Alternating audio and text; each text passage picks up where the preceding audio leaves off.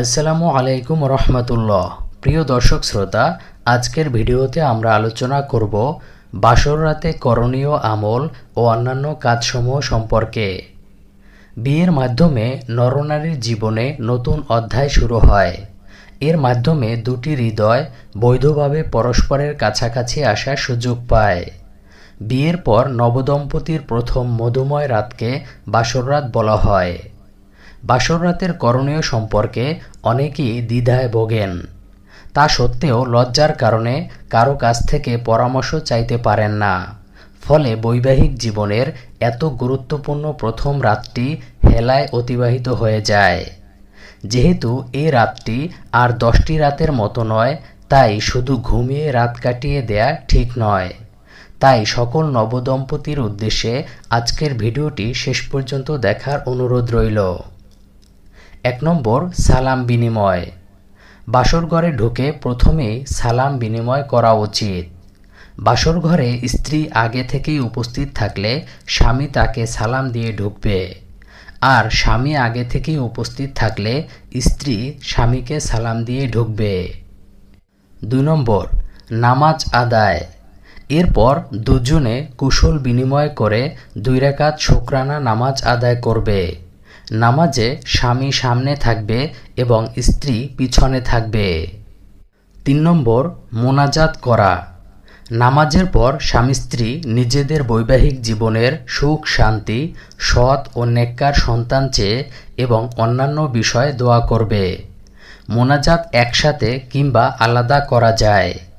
একসাথে করলে স্বামী মোনাজাতে কিছু চাইবে এবং স্ত্রী তার সাথে সাথে আমিন বলবে।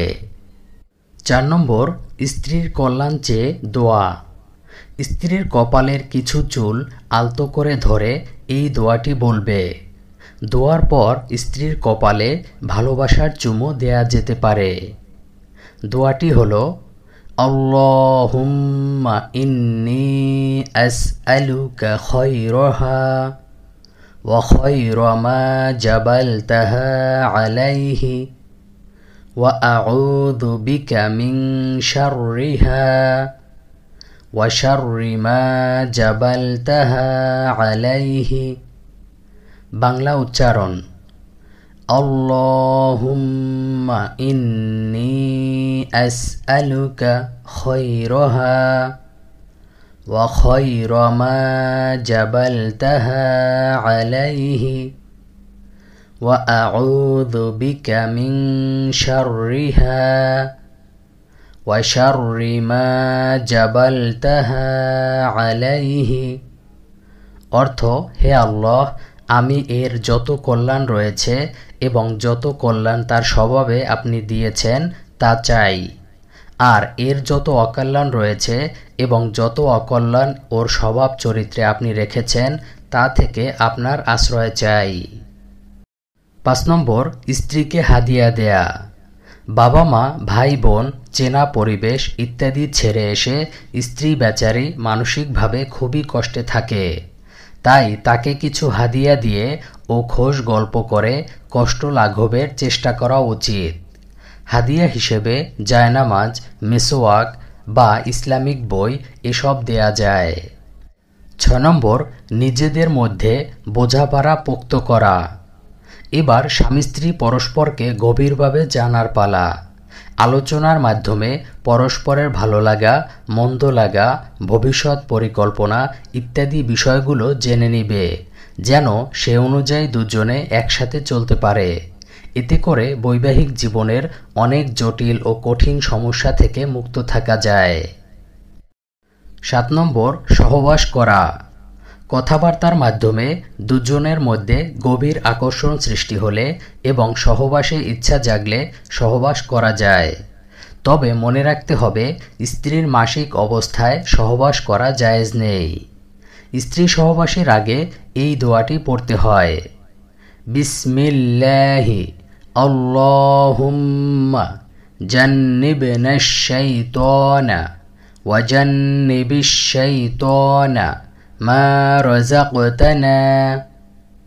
বাংলা উচ্চারণ, বিসমিল্লাহি আল্লাহুম্মা জান্নিবনাশ শাইতানা ওয়াজান্নিবিশ শাইতানা মা রাযাকতানা। অর্থ আল্লাহর নামে, হে আল্লাহ আমাদেরকে শয়তান থেকে দূরে রাখুন এবং আমাদেরকে যা রিজিক তথা সন্তান দিবেন তা থেকে শয়তানকে দূরে রাখুন। রাসূলুল্লাহ সাল্লাল্লাহু আলাইহি ওয়াসাল্লাম বলেন, দাম্পত্য মিলনের পূর্বে যদি কেউ এ কথা বলে তবে তাদের মিলনে সন্তান জন্ম নিলে তাকে শয়তান ক্ষতি করবে না। 8 নম্বর, ফরজ গোসল আদায়। সহবাসের পর দুজনেরই ফরজ গোসল করে নিতে হবে। ফরজ গোসলে আবশ্যিকভাবে 3টি কাজ করতে হয়। এগুলো হলো: 1 নম্বর, গড়গড়া সহ কুলি করা। 2 নম্বর, নাকের নরম অংশে পানি পৌঁছানো। 3 নম্বর, সমস্ত শরীর ভালোভাবে ধৌত করা, যেন চুল ও লোমের গোড়াতেও পানি যায়। এই 3টি কাজের যে কোনো একটি বাদ পড়লে ফরজ গোসল আদায় হবে না। উদাহরণস্বরূপ বলা যায়, মাথার একটি চুলের গোড়া কিংবা শরীরের একটি পশমের গোড়া পরিমাণ জায়গা শুকনা থাকলে ফরজ গোসল আদায় হবে না এবং শরীর পবিত্রও হবে না। আর আমরা জানি, পবিত্র না হয়ে নামাজ আদায়, কোরআন তেলাওয়াত ইত্যাদি আমলগুলো করা যায় না। তাই সতর্কতার সাথে ফরজ গোসল আদায় করা উচিত। ফরজ গোসল সম্পর্কে বিস্তারিত জানতে নির্ভরযোগ্য কোনো ইসলামী বই দেখতে পারেন। মাসালা মাসাইল ও অন্যান্য জিজ্ঞাসার জন্য বিজ্ঞ আলেমদের শরণাপন্ন হওয়ার জন্য অনুরোধ করা হলো। ভিডিওটি ভালো লাগলে লাইক দিয়ে শেয়ার করে দিন। পরবর্তী ভিডিও পাওয়ার জন্য আমাদের চ্যানেলটি সাবস্ক্রাইব করে পাশের বেল আইকনে ক্লিক করে রাখুন।